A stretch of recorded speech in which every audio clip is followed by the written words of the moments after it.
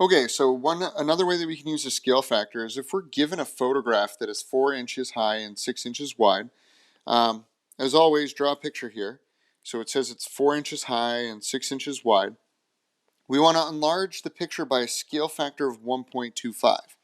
So I know that my picture is getting bigger, and so what I want to find is what are these new dimensions? Well, to go from here to there, I'm multiplying by 1.25.